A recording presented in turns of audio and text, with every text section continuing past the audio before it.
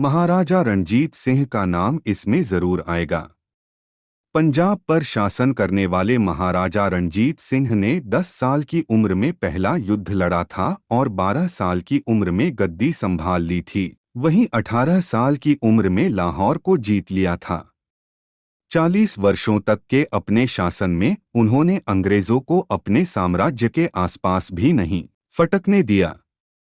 दशकों तक शासन के बाद रणजीत सिंह का 27 जून 1839 को निधन हो गया, लेकिन उनकी वीर गाथाएं आज भी लोगों को प्रेरित करती हैं। महाराजा रणजीत सिंह का जन्म महासिंह और राज कौर के परिवार में पंजाब के गुजरांवाला, पाकिस्तान में 13 नवंबर 1780 को हुआ था।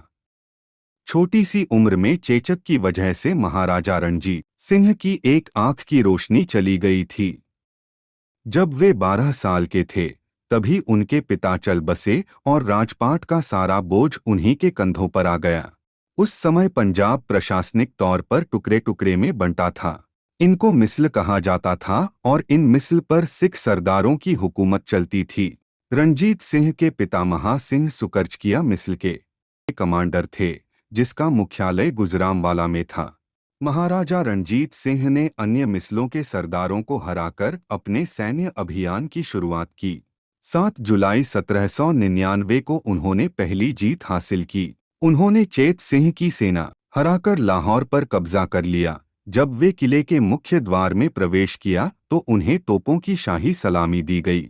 उसके बाद उन्होंने अगले कुछ दशकों में एक विशाल सिख साम्राज्य की स्थापना की। इसके बाद 12 अप्रैल 1801 को रणजीत सिंह की पंजाब के महाराज के तौर पर ताजपोशी की गई। गुरु नानक जी के एक वंशज ने उनकी ताजपोशी संपन्न कराई। महज 20 साल की उम्र में उन्होंने यह उपलब्धि हासिल की थी। इसके बाद 1802 में उन्होंने अमृतसर को अपने साम्राज्य में मिला लिया और 1807 में उन्होंने अफगानी शासक कुतुबुद्दीन को हराकर कसूर पर कब्जा किया। रणजीत सिंह का सैन्य अभियान व विजय। रणजीत सिंह ने अपनी सेना के साथ आक्रमण कर 1818 में मुल्तान और 1819 में कश्मीर पर कब्जा कर उसे भी सिख साम्राज्य का हिस्सा बन गया। महाराजा रणजीत ने अफगानों के खिलाफ कई लड़ाइयां लड़ी और उन्हें पश्चिमी पंजाब की ओर खदेड़ दिया। अब पेशावर समेत पश्तून क्षेत्र पर उन्हीं का अधिकार हो गया। यह पहला मौका था जब पश्तूनों पर किसी गैर मुस्लिम ने राज किया। अफगानों और सिखों के बीच 1813 और 1837 के बीच कई युद्ध हुए। 1837 में जमरुद का युद्ध उनके बीच आखिरी भिड़ंत थी। इस भिड़ंत में रणजीत सिंह के एक बेहतरीन सिपाहसालार हरि सिंह नलवा मारे गए थे। इस युद्ध में कुछ सामरिक कारणों से अफगानों को बढ़त हासिल हुई और उन्होंने काबुल पर वापस कब्जा कर लिया। उन्होंने पहली आधुनिक भारतीय सेना सिख खालसा सेना गठित किया। उनकी सरपरस्ती में पंजाब अब बहुत शक्तिशाली सूबा था। इसी ताकतवर सेना ने लंबे अरसे तक ब्रिटेन को पंजाब हड़पने से रोके रखा। एक ऐसा मौका भी आया जब पंजाब ही एकमात्र ऐसा सूबा था जिस पर अंग्रेजों का कब्जा नहीं था।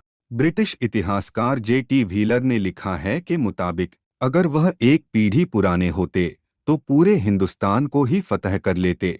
महाराजा रणजीत खुद अनपढ़ थे, लेकिन उन्होंने अपने राज्य में शिक्षा और कला को बहुत प्रोत्साहन दिया।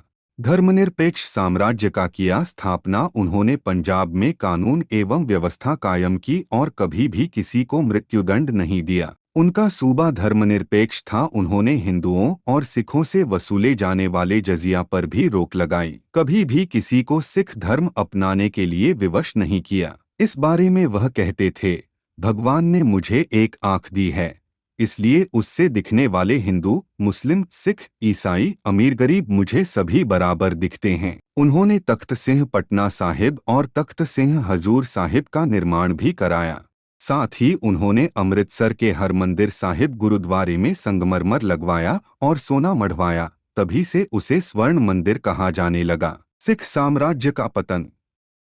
दशकों तक शासन के बाद रणजीत सिंह का 27 जून 1839 को निधन हो गया। उनके बाद सिख साम्राज्य की बागडोर खड़क सिंह के हाथ में आई। रणजीत सिंह के मजबूत सिख साम्राज्य को संभालने में खड़क सिंह नाकाम रहे। शासन की कमियों और आपसी लड़ाई की वजह से सिख साम्राज्य का पतन शुरू हो गया। सिख और अंग्रेजों के बीच हुए 1845 के युद्ध के बाद महान सिख साम्राज्य पर अंग्रेजों का कब्जा हो गया। उन्होंने अपने पिता के साथ सिर्फ 10 साल की उम्र में पहली लड़ाई लड़ी। रणजीत सिंह एक धर्मनिरपेक्ष शासक थे।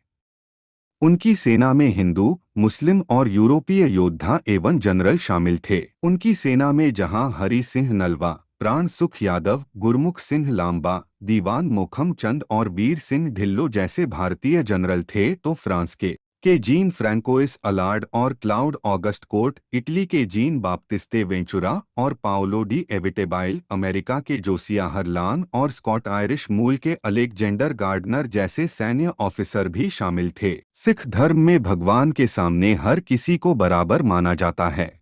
इस बात को ध्यान में रखते हुए जब वह गद्दी पर बैठे तो कभी भी ताज नहीं पहना।